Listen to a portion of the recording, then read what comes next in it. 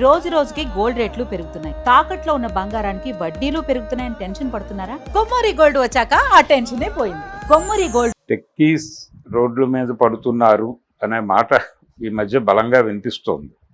అంటే టెక్కీస్ రోడ్ల మీదకి రావటం ఏమిటి అని అంటే, ఈ హైటెక్ ఏరియాలో ఉద్యోగాలు చేస్తున్నటువంటి టెక్కీస్ అందరూ కూడా రకరకాల ఒత్తిళ్లకి గురవటము. దీంతో పాటు ఈ మధ్య కాలంలో గోల్డెన్ షేక్ హ్యాండ్లు ఎక్కువ అవుతున్నాయి. గోల్డెన్ షేక్ హ్యాండ్ అంటే అందరికీ తెలుసు, అయ్యా మీకు ఒక 3 నెలల్లో 4 నెలల్లో వేతనం పడుతుంది, మీరు ఇంకా నిష్క్రమించవచ్చు అని చెప్పడం. దీనికి ఒక రకంగా ఐటీ ఏరియాలో ఇది విదేశాలతో లింక్ అయి ఉన్నటువంటి సంబంధము. నిజానికి భారతదేశం అనేది చైనా తర్వాత ఒక ప్రొడక్షన్ హబ్గా తయారు చేయాలి అని అనుకున్నారు, కానీ అది ఎందుకనో ప్రాపర్గా జరగటం లేదు. ఇక్కడికి విదేశీ పెట్టుబడులు కూడా రావడం తగ్గింది. నిజానికి రూపాయి విలువ పడిపోవడంలో ఈ ఫారెన్ డైరెక్ట్ ఇన్వెస్ట్మెంట్స్ షేర్ తగ్గిపోవడం, పడిపోవడం, అది కూడా ప్రధానమైన కారణం అని ఆర్థిక నిపుణులు ఆల్రెడీ చెప్పేశారు. కనుక అదొక పరిస్థితి. అయితే అంటే పెట్టుబడులు ఎందుకు సమీకరించలేకపోతున్నాం, ఎందుకు రావడం లేదు అంటే అంతర్జాతీయంగా ఏదో ఒక ప్రాబ్లం ఉంది. ఆ ప్రాబ్లం వలన ఇక్కడికి రావడం లేదు. అంటే ప్రతి చోట ఒక కరెక్షన్ మెకానిజం నడుస్తోంది. ఇప్పుడు అమెరికా చూసాం మనం, నేటివ్ పీపుల్ జాబ్ ప్రొటెక్షన్ని ప్రధానంగా ఎంచుకుని ట్రంప్ గారి ఎన్నికల ప్రచారంలో నేను నేటివ్ అమెరికన్ సెంటిమెంట్ని గౌరవిస్తాను, అలాగే నేటివ్ అమెరికన్ జాబ్ ప్రొటెక్షన్ నా బాధ్యత అని చెప్పాడు ఆయన. చెప్తే ఏంటి అంటే అవుట్సోర్సింగ్లు వీటి వలన అక్కడ కంపెనీలు అక్కడ లోకల్స్తో చేయించుకోవాల్సిన పని లోకల్ కంపెనీలు బయట దేశాల వాళ్ళతో చేయించుకుని తక్కువ అంటే చీప్ లేబర్తో పని చేయించుకోవడం ద్వారా లబ్ధి పొందుతున్నారు. దాని ద్వారా ఏం జరుగుతోంది, ఇక్కడ వాళ్ళకి ఉపాధులు దొరుకుతున్నాయి కానీ అక్కడ వాళ్ళకి ఉపాధి దొరకటం లేదు. దాంతో వాళ్ళ అసహనం పెరిగి అడపాదడపా భారతీయుల మీద కాల్పులు జరపడం లాంటి సంఘటనలు చూసాం. అంటే అక్కడికి వెళ్ళి ఉద్యోగాలు చేసేవాళ్ళు మాత్రమే కాదు, ఇక్కడి నుంచి సఫర్ చేస్తున్న వాళ్ళు కూడా ఉన్నారు. ఈ రకమైన అవుట్సోర్సింగ్లు తగ్గించాలి అని ఆయన ఆవేశపడ్డాడు. ఆ మధ్య ఆవేశపడినప్పటికీ అమెరికన్ డీప్ స్టేట్ నుంచి ఒక వార్నింగ్ ఉంది, మేమేదో చీప్ లేబర్ కోసం వెళుతున్నాం, మళ్ళీ ఇక్కడికి వస్తే డబ్బులు పెరుగుతాయి కాబట్టి కొన్ని విషయాల్లో చూసి చూడనట్టు వెళ్ళాలి, కొంచెం మనం కూడా ప్రొటెక్ట్ చేసినట్టు నటిద్దాం కానీ మరీ మీరు చెప్పినంత కాదు అన్న పద్ధతిలో డీప్ స్టేట్ నుంచి ఒక వార్నింగ్ కాల్ వచ్చాక ట్రంప్ గారు తగ్గారు కొంచెం. లేకపోతే ఇంకా అనేక మంది టెక్కీలు బయటకు వచ్చే పరిస్థితి ఉండేది, కానీ ఆ స్థాయిలో లేదు. కానీ జరుగుతోంది, జరగక తప్పదు, ఎందుకంటే స్ట్రక్చరల్ గొడవ. అది అమెరికా మాత్రమే కాదు, మిగిలిన దేశాల పరిస్థితి కూడా అలాగే ఉంది.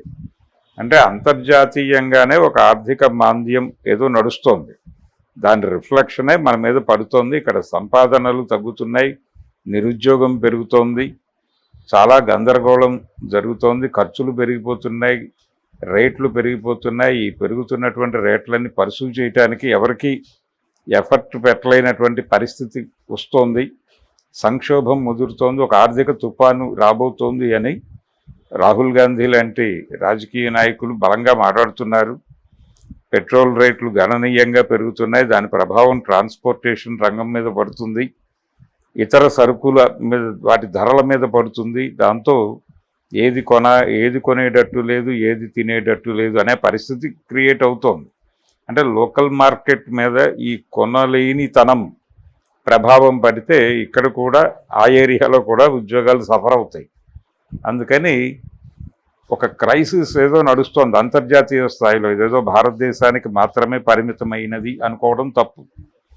నిజానికి చైనాని పక్కన పెట్టేసి దీన్ని ప్రొడక్షన్ హబ్గా నిలబెట్టాలి అని అంతర్జాతీయ సమాజం అనుకున్న మాట వాస్తవం, కానీ అది ఎందుకు ఇంప్లిమెంట్ జరగటం లేదు అనేది ఒక మేజర్ ప్రశ్న. అది కాకపోవడానికి రీజన్ ఏమిటి, ఇక్కడ లోకల్ పొలిటీషియన్సా లేకపోతే ఇంకేదైనా కారణమా అనేది ఒక అంశం అయితే, అది ఇక్కడ వేతనాలు పెంచడానికి సంబంధించి ఉపాధి కల్పనకు సంబంధించి వ్యవహారం అయితే అంతర్జాతీయ పెట్టుబడులు రాకపోవటం అనేది కూడా దీంతో లింక్ అయి ఉన్న వ్యవహారమే. ఈ ఫారెన్ ఇన్వెస్ట్మెంట్స్ రావడం లేదు అనే గొడవ కూడా దీంతో లింక్ అయి ఉన్న వ్యవహారమే. కానీ ఇంకా అంటే ఎందుకు రావడం లేదు దగ్గర నుంచి, ఎందుకు ఇక్కడికి పెట్టుబడులు పెట్టడం లేదు అంటే లోకల్ యూత్ని వాళ్ళని మెప్పించాల్సినటువంటి సందర్భం బహుశా కార్పొరేట్ కంపెనీలకి, పర్టికులర్గా మల్టీనేషనల్స్కి ఒక ప్రెజర్గా మారిందా? ఆయా దేశాల్లో ఆరిజిన్ అంటే నేటివ్ దేశాల్లో ప్రెజర్ పెరిగిందా? ఆ పెరగటం వలన వాళ్ళు మూవ్ కాలేకపోతున్నారా? ఎక్కడ పడితే అక్కడ పెట్టుబడులు పెట్టడానికి మూవ్ కావడం లేదా అనేది ఒక డౌట్. కనుక అంతర్జాతీయంగానే ఒక ఆర్థిక మాంద్యం ఏదో నడుస్తోంది, ఒక ఆర్థిక తుఫాన్ అంటున్నారు. ఈ ఆర్థిక తుఫాను దాని ప్రభావం భారతదేశం మీద కూడా మొదలైంది, పడుతోంది. ఇక్కడ ఆల్టర్నేటివ్ చూసుకునే ప్రయత్నాల్లో ఉన్నారు టెక్కీలందరూ. మొత్తానికి ఐటీ హృదయాల్లో గుబులు మొదలైంది. ఆ గుబులు కనిపిస్తోంది. ఈ గోల్డెన్ షేక్ హ్యాండ్ల ప్రభావం ఈఎంఐల మీద పడుతుంది. ఈఎంఐల మీద పడితే బ్యాంకింగ్ సెక్టార్ దెబ్బతింటుంది. బ్యాంకింగ్ సెక్టార్ దెబ్బతింటే దాని ప్రభావం ఇంకా దారుణంగా ఉంటుంది. వివిధ సెక్షన్స్ ఇబ్బంది పడతాయి, ప్రెజర్ పెరుగుతుంది జనాల్లో. ఇలా చాలా గందరగోళాలు. అంటే ఉపాధి కల్పన జరగకపోతే వాటిల్లే నష్టాలు చాలా పీక్స్లో ఉంటాయి. అందుకని ఈ మొత్తం వ్యవహారాన్ని ఎలా కరెక్ట్ చేయాలి అనే దాని మీద అంటే ఏదో రకంగా జనాల జేబుల్లోకి డబ్బులు పంపు చేయాల్సిన అవసరం అయితే ఉంది.